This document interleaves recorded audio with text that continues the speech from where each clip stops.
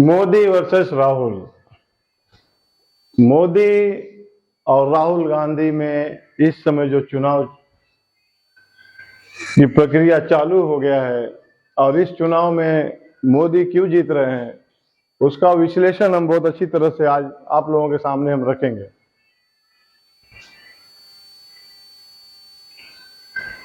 धर्म और जनजाति जनगणना में बहुत फर्क होता है। धर्म में बहुत सारे जनजाति आ जाते हैं और बहुत सारे लोग आ जाते हैं, बहुत से देश आ जाते हैं धर्म में, और जात में कुछ विशेष लोग ही आते हैं। तो भाजपा का जो फंडा है धर्म को लेकर, ये लोग जो अपनी चुनाव यात्रा आगे बढ़ा रहे हैं और अपनी जीत हासिल कर रहे हैं, तो धर्म जो होता है ये बहुत बड़े पैमाने पर इसकी स्तर को देखा गया है। और धर्म के बाद देश सेवा आती है। तो भाजपा का जो इस समय चुनाव का जो मेन कारण है जीतने का, उनका आगे बढ़ने का, या 400 के पार वो सीट आएगा, 400 के पार वो सीट क्यों आ रहा है या क्यों आएगा, इन सब कारणों का और इन सब चीज का वजह सिर्फ साफ है कि भाजपा का जो मेन मुद्दा है सारे लोगों को लेकर चलना और सभी को वह सुख सुविधा देना जो उन्होंने कभी पाया नहीं है, जो कि सारे राजनीतिक पार्टियां ये करती हैं, लेकिन कौन कितना करता है ये बहुत मान्य देता है। कोई राजनीतिक पार्टी ऐसा नहीं है कि सिर्फ वो अपने लिए ही कार्य करती है, क्योंकि वो कार्य करती इसलिए तो राजनीतिक मुद्दा से वो राजनीतिक पार्टियां बनी हुई हैं। लेकिन कौन कितना अपने वोटरों को लुभाता है, कौन कितना अपने लोगों को अपनी तरफ खींचता है, वोट बैंक की राजनीति में सबसे बड़ा कारण होता है मुद्दा। और मुद्दा ही मेन वजह है। बिना मुद्दा का आप कोई लड़ाई आप जीत नहीं सकते हो। तो आज आप देखोगे कि भाजपा का खिलाफत सारी पार्टियां कर तो जरूर रही हैं, लेकिन विरोध करने से तो आप जीत नहीं सकते हो। विरोध का सबसे सही कारण ढूंढने से ही आप विरोधी को कमजोर कर सकते हो, और सही कारण आप लोग पकड़ नहीं पा रहे हो। वो अपने कार्य को करते जा रहे हैं और अपने मंजिल के करीब पहुंचते जा रहे हैं। अब विरोधी जो है वो कुछ समझ नहीं पा रहे हैं कि क्या करना है, कहाँ चलना है, कैसे इनको हराना है। तो बहुत मंथन करना पड़ेगा विरोधियों को। और सबसे बड़ी बात है, भाजपा में सारे भाजपाइयों से आप सुनोगे वो अपने मोदी को ही अपना नेता मानते हैं। चाहे वो छोटा नेता हो चाहे बड़ा नेता हो, सारे भाजपाई जो हैं मोदी को ही अपना सर्वप्रथम नेता मानते हैं। उन्हीं के मार्गदर्शक में सारे लोग अपने अपने कार्य कर रहे हैं और मोदी के खिलाफ जाते नहीं है। अन्य पार्टियों की स्थिति वैसी नहीं है। अन्य पार्टियों में आज स्थिति ऐसी है कि लोग अपनी पहचान बचाने के लिए एक दूसरे के ऊपर, एक दूसरे को नीचा गिराने के लिए, एक दूसरे को पटकने के लिए, उनको छोटा बनाने के लिए सारी छोटी मोटी राजनीतियां इसी सब कारणों में फंसी हुई है। और इस समय अगर देखा जाए तो भाजपा ही एक ऐसी पार्टी है जिसके सारे नेता एक जगह दिखाई देते हैं। तो ये कोई नई बात नहीं है। परिवार का संगठन परिवार को मजबूत बनाता है, और जब परिवार आपका मजबूत है तो आपको कोई हरा नहीं सकता है। यही मोदी का सबसे बड़ा फंडा है। और भी बहुत सारी पार्टियां हैं जिसमें आप देखोगे सबके विचार अलग अलग हैं, किसी के विचार एक नहीं है, सब पार्टियां इसी में उलझी हुई हैं।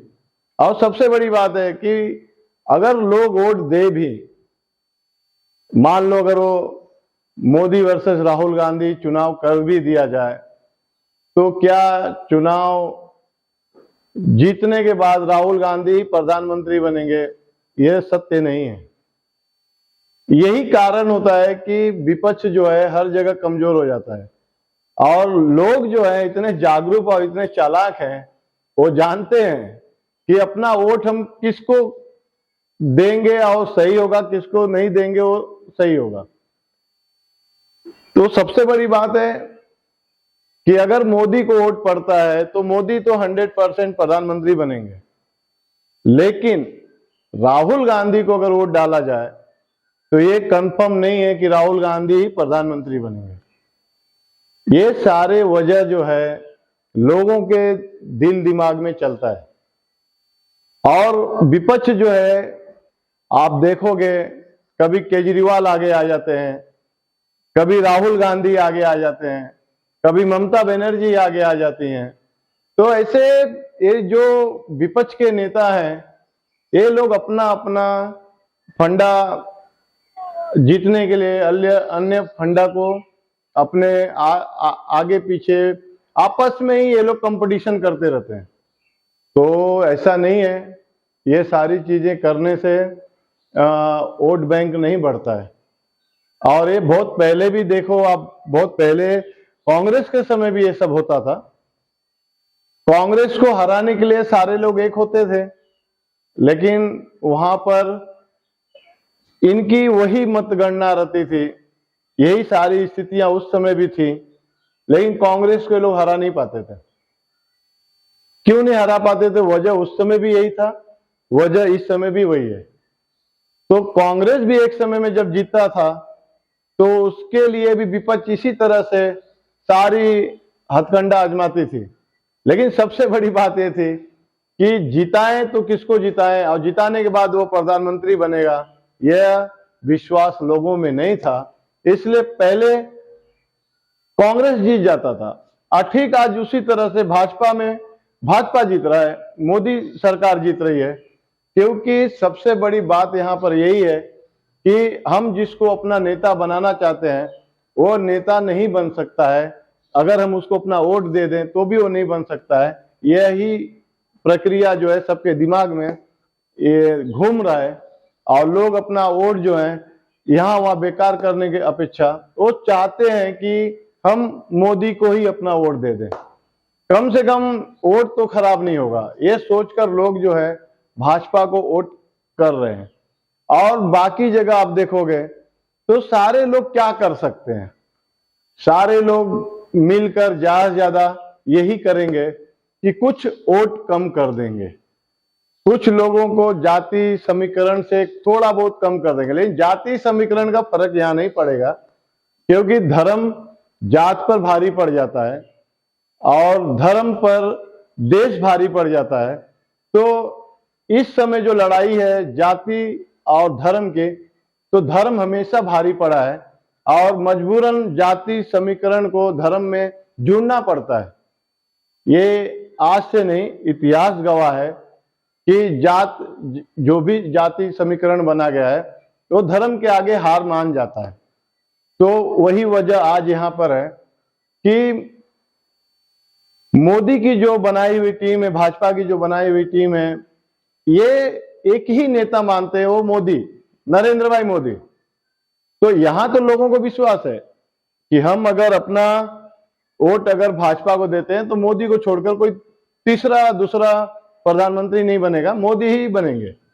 लेकिन अन्य जगह पे देखा जाए विपक्ष में, तो कहीं शरद पवार साहब का नाम आता है, तो कहीं पर केजरीवाल का जेल में जाने से केजरीवाल जी का नाम बहुत आगे आ रहा है।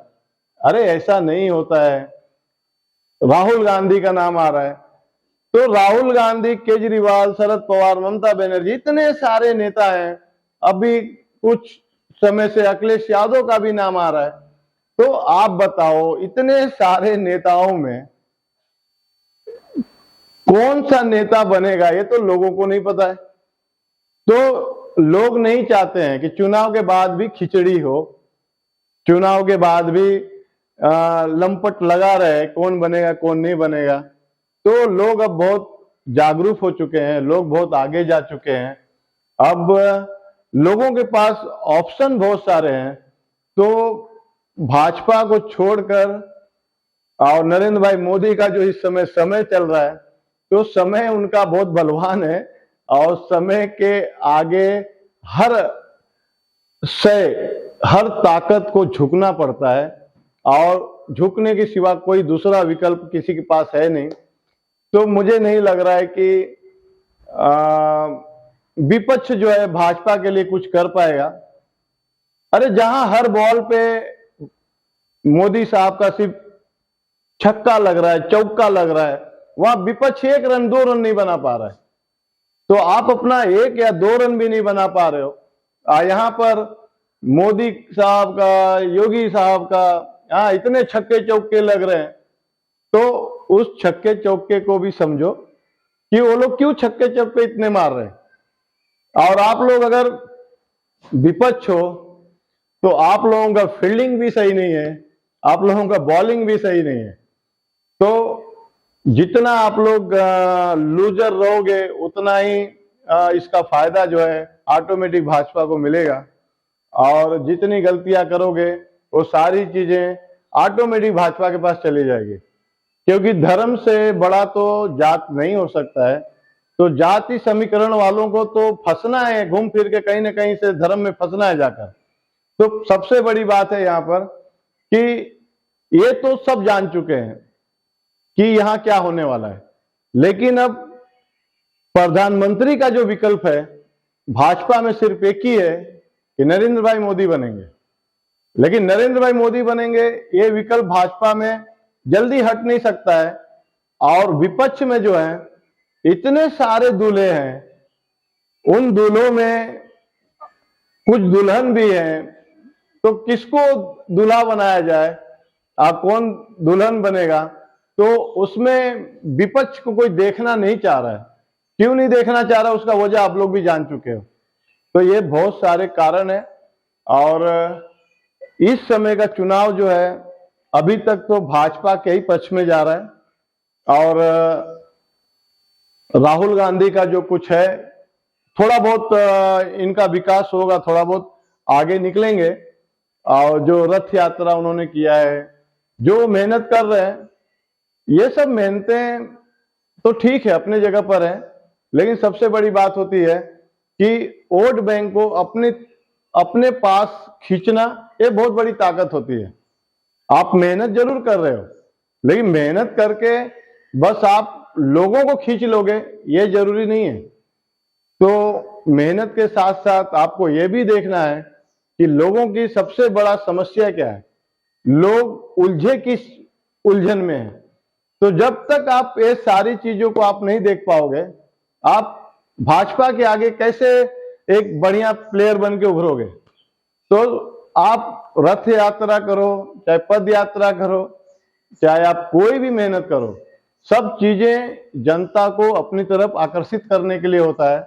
तो आकर्षित करने के लिए जरूरी नहीं है कि आप बोझा उठाओ या बहुत धूप में चलो या बहुत अपने आप को तकलीफ दो। तो आज की जनता ये सब नहीं देखना पसंद करती है। आज की जनता अपने नेता को, अपने जो भी प्रधानमंत्री बनने वाला है, वो उसके अंदर बहुत सारी खूबियां को देखना चाहती है। तो ठीक है, आप मेहनती हो, बढ़िया चीज है, लेकिन मेहनत के साथ साथ आपको दिमाग भी चलाना होगा कि आप जिस टीम में हो, आप जिस विपक्ष के साथ आप अपनी लड़ाई लड़ रहे हो, वो लोग आपको कितना प्रोटेक्ट दे रहे हैं, वो आपको कितना लेके चल रहे हैं। क्यों? क्योंकि क्या होता है कि आप आगे चल रहे हो, पीछे वाले कहीं और चल रहे हैं, तो फिर आप नहीं देख पाओगे कि आप जिस टीम में हो वो आपको जिताना चाह रहे हैं कि आपको हराना चाह रहे हैं। तो सबसे बड़ी बात है कि आप जो कर रहे हो सब ठीक है, लेकिन फिलहाल भाजपा के आगे आप लोग बहुत कमजोर पड़ रहे हो। और आपका विपक्ष जो है अभी तक सही निर्णय नहीं निकाल पा रहा है कि हमारा नेता होगा कौन। ठीक है, अखिलेश यादव भी बोल चुके हैं कि हमारे पास बहुत सारे दूल्हे हैं। अरे यार, बहुत सारे दूल्हे हो तो लड़ाई नहीं हो जाती है? कोई एक दूल्हा तो बताओ कि जनता का एक दूल्हा हमारा ये बनेगा। बहुत सारे दूल्हे रखने से नहीं होता है। किसकी शादी होने वाली हो तो बताओ पहले। तो मुझे लग रहा है कि आप लोग अभी भी इस चुनाव में आप लोगों की जो राजनीति है भाजपा के आगे बहुत कमजोर है, और अभी तक आप लोगों ने कोई सफल निर्णय नहीं लिया है। तो सफल निर्णय लेने के लिए आप लोगों को और मेहनत करना पड़ेगा, और अपने टीम में मेरा मॉनिटर कौन बनेगा, मेरा प्रधानमंत्री कौन बनेगा, हम लोगों को कौन उचित रास्तों से आगे विनिंग जोन में ले जाएगा, ये सब आप लोगों को डिसाइड करना पड़ेगा। मैं कितने लायक हूं, कितना नहीं हूं, और वो मुझसे कितना लायक है, कितना नहीं है। तो आप लोगों को विपक्ष में पहले ये देखना पड़ेगा कि अखिलेश यादव क्या कर सकते हैं, राहुल गांधी क्या कर सकते हैं, केजरीवाल क्या कर सकते हैं, शरद पवार साहब क्या कर सकते हैं। ऐसे बहुत सारे जो आप लोगों के, ममता बनर्जी हैं वो क्या कर सकती हैं। तो आप अपने अंदर पहले तो ये देखो कि हमारा सबसे सुपर पावर कौन हो सकता है, जो मोदी के आगे खड़ा हो। बोलने से नहीं होता है, नहीं आप कुछ भी कर दोगे उससे कुछ होता है। एक सामने बहुत बड़ा इंटेलिजेंट बंदा खड़ा है, इतना बढ़िया स्ट्रोक पे स्ट्रोक, छक्का पे छक्का, चौका के चौका लगा रहा है, और आप लोगों के बैट पे बॉल नहीं आ रहे, और आप लोग फिर भी हंस रहे हो। तो देखो 400 के पार जो सीट आएगी, ऐसा उन्होंने पूरा कंफर्म करके बोल दिया है, और वो भी डंके की चोट पे कह दिया है। तो उसका वजह समझो कि वो कहना क्या चाह रहे हैं, वो बोलना क्या चाह रहे हैं।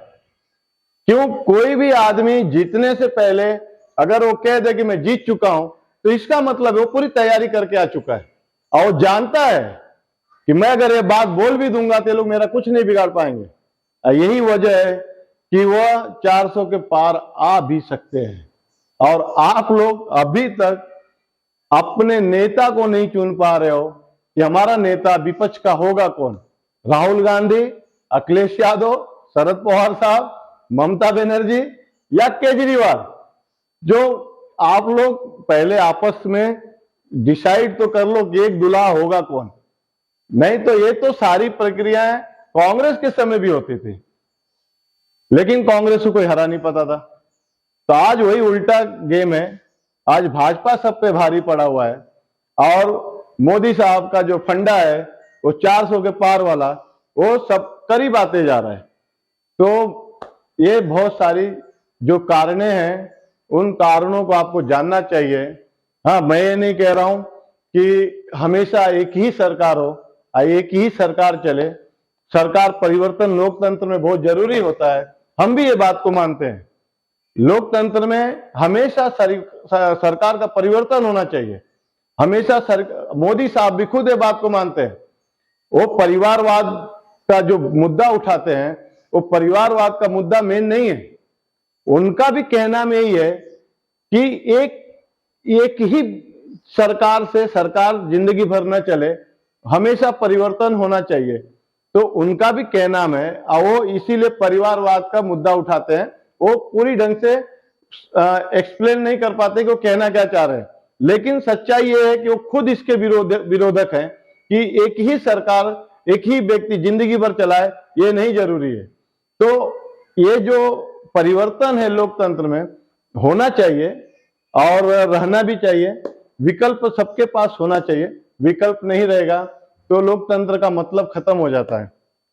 लेकिन विकल्प से अच्छा अगर एक ही रास्ता दिखाई दे रहा है, तो वो भी लोग ही उसको भी पसंद कर सकते हैं, क्योंकि सबसे बेटर कौन है वो देखना बहुत जरूरी होता है। तो भाजपा का इस समय जो समय चल रहा है वो सबसे बेटर वाला है।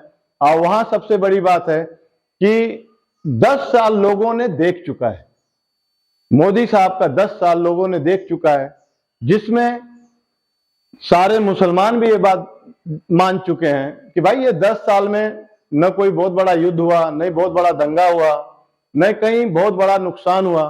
जैसे न तैसे ये 10 साल उन्होंने जैसे भी चलाया, बढ़िया चलाया, बहुत खराब नहीं कोई कह सकता है, अब बहुत अच्छा नहीं कह सकता तो खराब भी नहीं कह सकता, लेकिन ये है कि लोगों के अंदर जो उन्होंने एक ऊर्जा दिया है वो ऊर्जा बहुत मान्य देता है, और भारत के लिए तो बहुत मान्य देता है, जिसमें आदित्यनाथ योगी बहुत बार बार ये बात कहते भी हैं कि ऐसे लोग दुनिया में बहुत कम पैदा होते हैं, और मोदी साहब के लिए जो अपनी टीम की जो उनकी संगठन है और वो जो उनको अपना नेता मान चुके हैं कि भाई हमारे प्रधानमंत्री तो बस एक ही है, नरेंद्र भाई मोदी, तो उसी तरह से विपक्ष में भी आप लोगों को एक नेता तो चुनना पड़ेगा कि वो एक नेता है कौन जिसको हम लोग मोदी साहब के आगे खड़ा करें।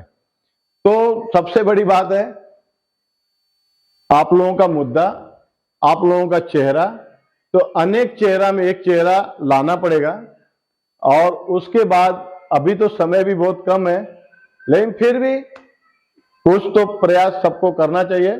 जय हिंद, वंदे मातरम।